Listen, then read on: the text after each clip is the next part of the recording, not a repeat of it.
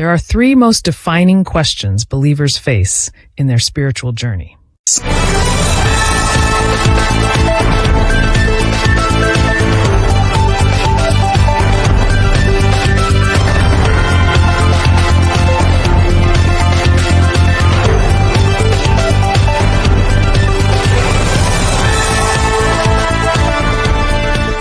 The three divine interview questions. God asks soul-piercing questions similar to job interviews, but on a spiritual level.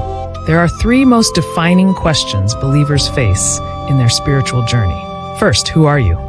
Second, why should I give you what you're asking for? And third, what will you do when I give it to you? Let's explore the first question. Who are you? Identity in Christ goes beyond titles and roles. In Matthew chapter 7, verses 22 to 23, Jesus says, "Many will say to me in that day, 'Lord, Lord, have we not prophesied in your name, cast out demons in your name, and done many wonders in your name?' And then I will declare to them, 'I never knew you. Depart from me, you who practice lawlessness.'" God sees beyond appearances and titles, looking at the heart and true identity. Consider the contrast between Saul and David. Saul was anointed king with an impressive appearance, but was disobedient to God's will. David, however, was an overlooked shepherd with an unimpressive appearance, yet he was specifically chosen by God because of his heart. The sobering truth is that many believers today are busy in roles God never assigned them. Understanding our true identity in Christ is the foundation for answering God's divine interview questions.